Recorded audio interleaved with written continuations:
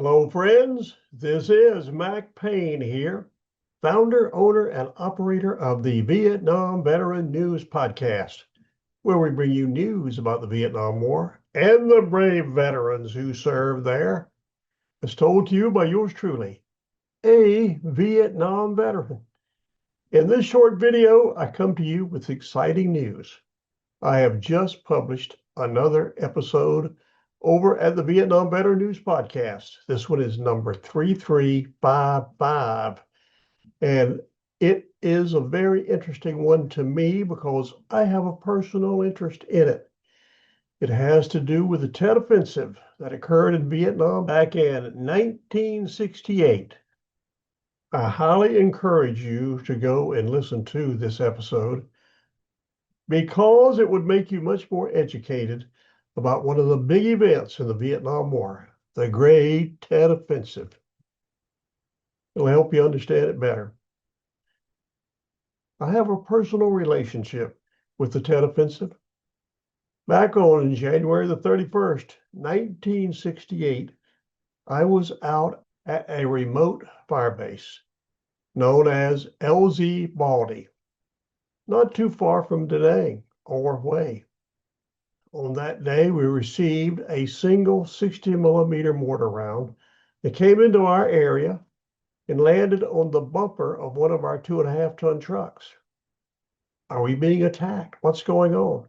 Well, that was it. One mortar round that hit the bumper of one of our 2.5-ton trucks. But that day was special to me. I had a special job out there with the 4th Infantry Division. I was our unit pay officer.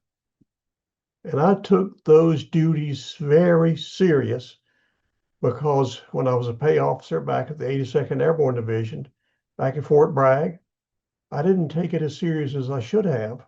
And I got chewed out for it. The commander emphasized to me the importance of the troops getting paid in a timely manner. Ever since that event back at Fort Bragg, I always took my duties as a pay officer very seriously. I made sure that our people would get paid on time, wherever they were. So there we were, back on January 31st, 1968, out at LZ Baldy. We began to get strange information coming in. The big cities were receiving attacks by the NVA and VC. That had never happened before with us, or very seldom. We first got a little bit of a kick out of it, thinking, oh, now the rear echelon people are going to know what it feels like to experience incoming. But I didn't think too much about it because I had something else on my mind. I was the pay officer. And we had people to pay, not only in LZ Baldy, way out in the woods, but we had a few people down in the big city of Nguyen. And truthfully, I love going down there. I like to go to the big city. I always enjoyed looking at the exotic Eastern culture. We also had people back at the base camp at Camp Anari, which is just a few miles south of Pleiku. And then we had a few lost souls up at Kontum. It was my duty to go to all those places and pay everybody. And it was up to me to decide how I got there. I could fly, walk, take a Jeep, whatever, maybe a helicopter, but I was going to get it done. Well, that day, right in the middle of the Tet Offensive, it was going full bore. But I did not care. I had a mission and I was going to do it. Really didn't pay it much attention.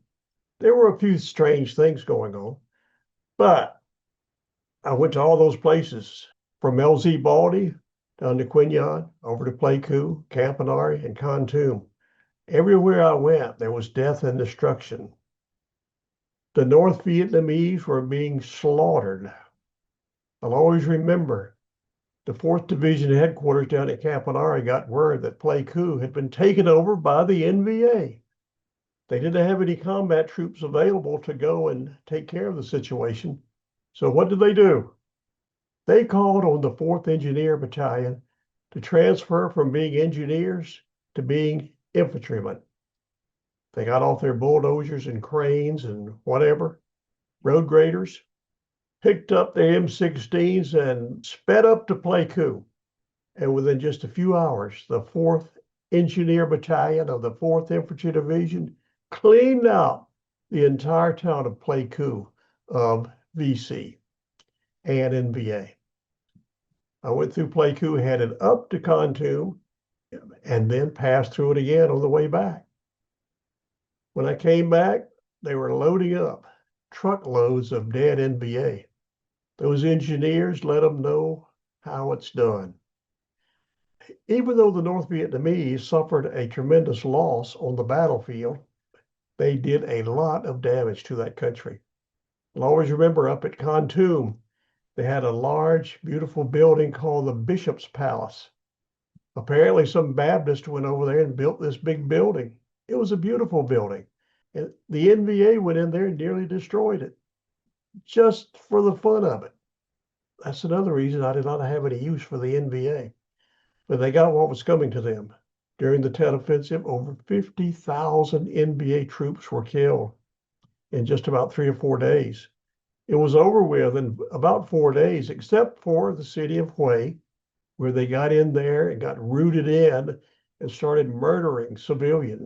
They murdered thousands of South Vietnamese civilians just because they were either educated or owned a business. That's the way communists are.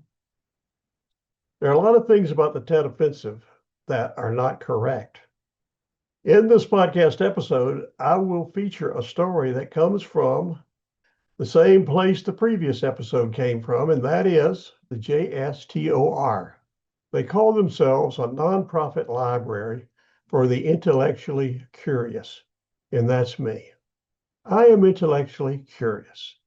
They featured a very interesting story about the Tet Offensive from the North Vietnamese side. It is very interesting, and you'll probably be surprised what was going on the other side. That's why you need to listen to podcast number 3355 over at the Vietnam Veteran News Podcast. We need to know more about the Vietnam War so that maybe we will not have another such war in the future. We don't need any more of those. So please listen to the podcast episode. I have made it quite easy for you to access episode 3355. I've set up 3 easy and quick ways that you can get there just like that. The first and quickest and easiest is to simply scroll down below this 1965 version of a Philco TV set. There, you should find a live link that'll take you straight to that podcast episode, and you can start listening immediately. But if for some reason you cannot locate that live link on the device you're watching this video on, as my good buddy Crocodile Dundee would say, no worries. All you've got to do is go to this URL, VietnamVeteranNews.com. Click on episode 3355 and you can be listening immediately. But wait, there's more.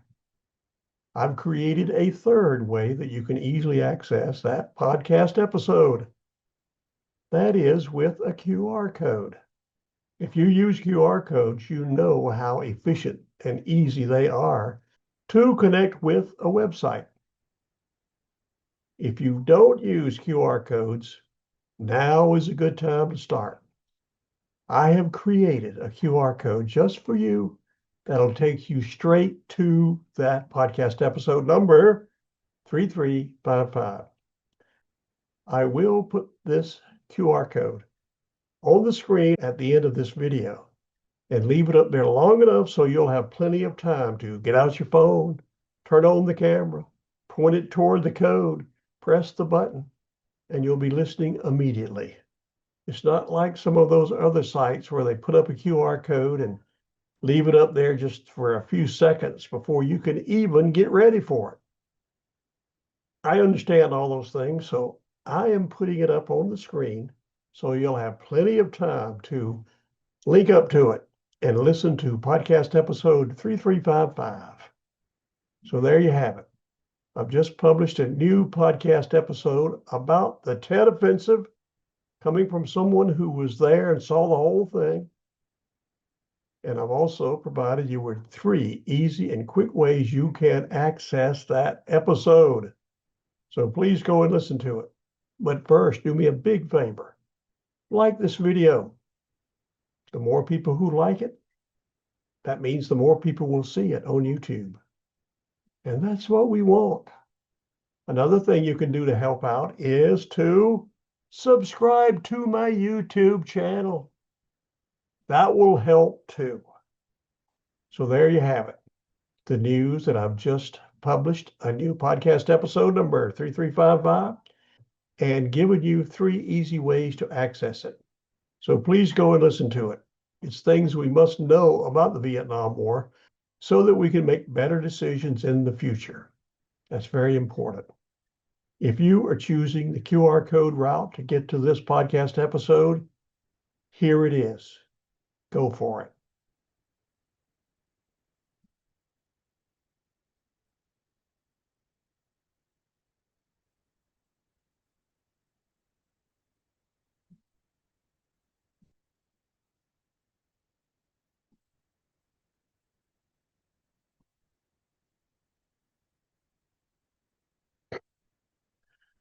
Were you able to link up with that QR code yet? If not, no worries. I will leave it up on the screen so you'll have plenty of time to link up to it. Remember, all you've got to do is take out your phone, turn on the camera, aim it toward the QR code, press the button, and just like that, you'll be listening to the podcast episode. So go for it.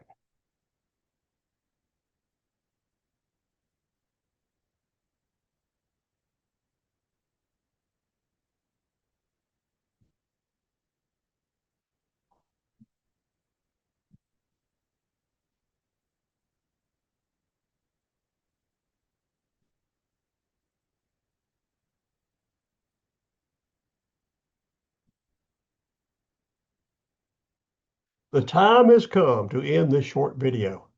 Thank you very much for listening. Now, please go listen to the podcast episode. We will talk soon.